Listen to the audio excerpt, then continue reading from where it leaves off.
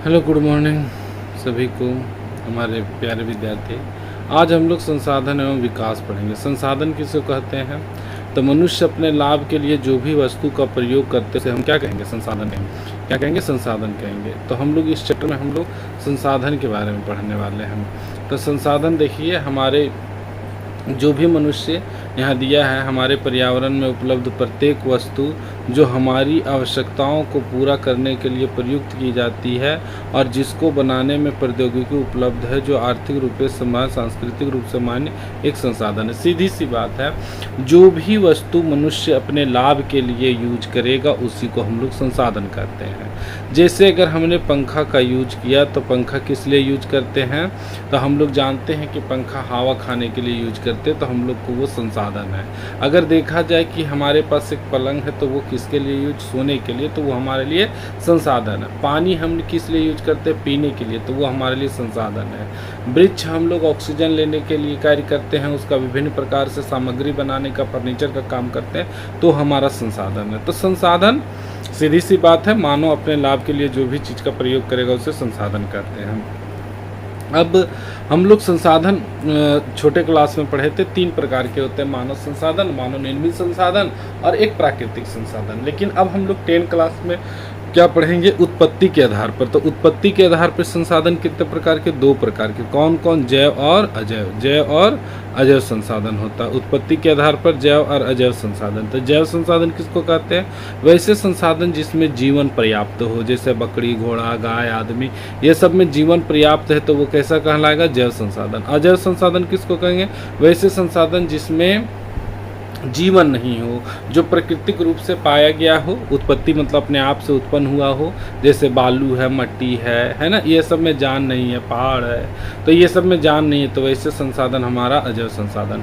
दूसरा है समाप्यता के आधार पर, किसको कितने प्रकार के है? 2 प्रकार के, नवीकरणीय और अनवीकरणीय। नवीकरणीय संसाधन किसको कहते हैं? वैसे संसाधन जिसको एक बार यूज करके दोबारा यूज करते हैं, नवीकरणीय। इसका उदाहरण सबसे अच्छा है सौर प्लेट। सौर प्लेट को क्या है कि अगर सौर प्लेट से हम लोग दिन में बैटरी को चार्ज किए, उसके बाद रात को इससे हम लोग बल्ब को जलाएंगे, है ना, तो हम लोग बल्ब को जलाते हैं, तो ये हमारा कैसा संसाधन हो गया? नवीकरणीय। अनवीकरणीय जिसे बनने में लाखों करोड़ों वर्ष लगता है उसे अनवीकरणीय संसाधन कहते हैं। जैसे क्या हो गया? लोहा हो गया, कोयला हो गया, तो ये सब जितने भी अनवीकरणीय संसाधन। स्वामित्व के आधार पर, व्यक्तिगत, अगर हमारा घर में खुद का स्विमिंग पूल है तो वह व्यक्तिगत है। सामुदायिक क्या है? अगर एक मान लिया जाए तालाब है तो वो सभी के लिए, तो उसको हम लोग सामुदायिक कहेंगे। अगर मान लो मंदिर है तो वो सभी के लिए, तो सामुदायिक कहलाएगा। राष्ट्रीय, जो देश के अंदर में जितने भी हैं हमारे संसाधन वो राष्ट्रीय संसाधन। अंतर्राष्ट्रीय, जैसे कोई भी अगर मान लिया जाए एरिया है, तो जैसे भारत का टारगेट 200 किलोमीटर का है, इसके बाहर जो जाएगा वो उसका दूसरे का संसाधन है, तो वो दूसरे का हो जाएगा, तो वो हमारा स्वामित्व के आधार पर राष्ट्रीय अंतर्राष्ट्रीय भी है। विकास के आधार पर, विकास के आधार पर संसाधन, संभाव्य संसाधन, हमारे पास संभावना है यूरेनियम से, जैसे अगर बिजली उत्पादन है, संभावना है लेकिन नहीं उत्पादन कर पा रहे, तो वो संभावना में संभाव्य संसाधन। विकसित संसाधन, जो संसाधन हमारा से विकसित हो चुका उसे विकसित। भंडार, अगर मान लिया जाए कोई भी शादी ब्याह है तो हम लोग कहते हैं भंडार रूम से लिया, तो मतलब भंडार है, तो ये भी भंडार वाला मतलब संसाधन है। संचित कोष मतलब है, लिमिट है, उसको हम लोग क्या कहते हैं? संचित कोष कहते हैं। इसके आधार पर हमारा संसाधन है। तो हमने देखे कि हम लोग जो बच्चे में पढ़े थे कि प्राकृतिक संसाधन, मानव संसाधन, मानव निर्मित संसाधन, उससे कहीं हम लोग हट के 10 क्लास में हम लोग पढ़ रहे हैं ना। अब हम लोग अगला चलते हैं, सॉरी, अब हम लोग इसमें देखेंगे कि और भी क्या है। ये हमारा संसाधन हो गया कंप्लीट। संसाधन के विकास, देखिए सबसे पहली बात है कि हमारा संसाधन का विकास जो है ठीक ठाक है, लेकिन सबसे पहली बात है कि अगर मनुष्य अगर अपना अधिक लालचवश अगर कोई भी चीज़ का अगर अंधाधुंध प्रयोग करेगा तो वह हमारा क्या हो जाएगा? संसाधन में कमी आ जाएगी। जैसे अगर देखा जाए तो जल जो है एक नवीकरणीय संसाधन है। कैसा है? नवीकरणीय, मतलब उसको बार बार प्रयोग कर सकते हैं, लेकिन वह जिस स्थिति में अभी बन के आ रहा है, मान लीजिए मनुष्य जिस प्रकार से प्रयोग कर रहा है, तो वह एक कैसे संसाधन में चल जाएंगे?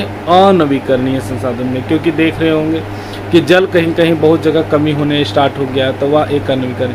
तो अंधाधुन यूज नहीं करना है कोई भी चीज़ का। अगर हम लोग पढ़ाई है तो हम लोग सिर्फ पढ़ रहे हैं, ऐसा नहीं है, उसका हम लोग प्रयोग भी करेंगे। तो संसाधनों का विकास कैसे होगा? जब हम लोग क्या करेंगे कि उस पर रोक लगाएंगे, तो हमारा क्या होगा? संसाधनों का विकास होगा।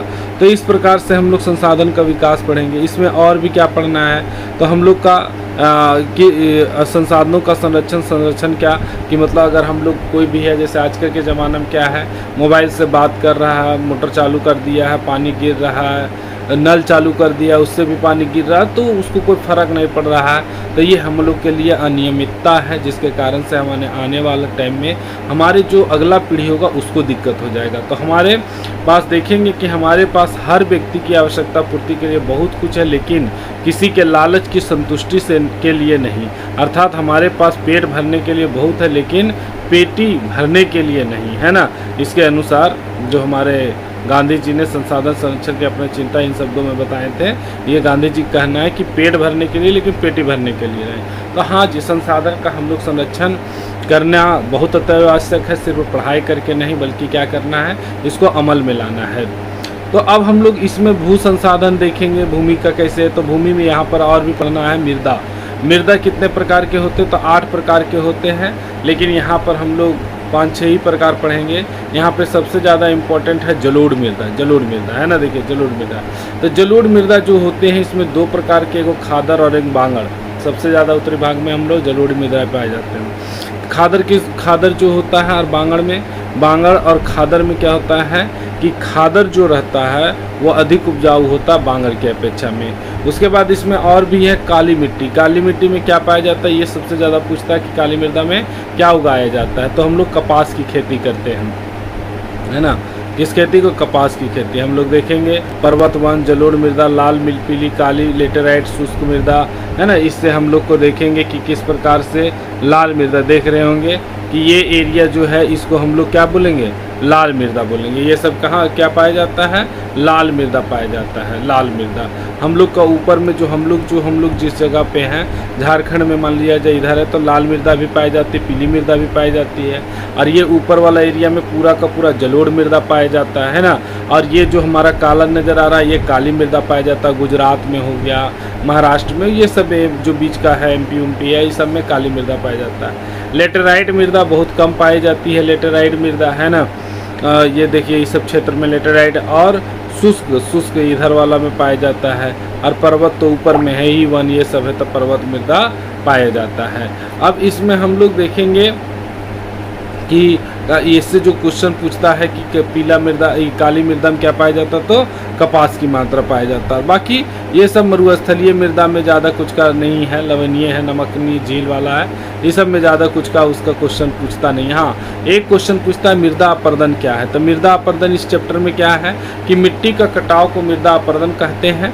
इसमें क्या होता है, किस कारण से होता है, तो एक जल के कारण से होता है, और दूसरा कारण क्या होता है, जैसे एक जगह से दूसरे जगह हवा उड़ के चल जाता है, तो उसको भी हम लोग क्या कहते हैं, मृदा अपर्दन कहते हैं। ठीक है, एक जगह से दूसरे जगह मिट्टी का चल जाना मृदा अपर्दन कहलाता है। इसको कैसे रोक सकते हैं, तो वृक्ष लगा करके रोक सकते हैं, है ना, समोच्च जुताई करके रोक सकते हैं, सीढ़ीदार खेती करके रोक सकते हैं। ये सब कारण से हम लोग इसको रोक सकते हैं हम। अब इसमें यही है, इसी से क्वेश्चन इर्द गिर्द पूछेगा और ज़्यादा कुछ नहीं पूछेगा। नेक्स्ट में हम लोग दूसरा चैप्टर देखेंगे। तब तक के लिए धन्यवाद। अच्छा लगा हो तो मेरे जो है वीडियो को सब्सक्राइब और लाइक ज़रूर कर दें। थैंक यू, धन्यवाद।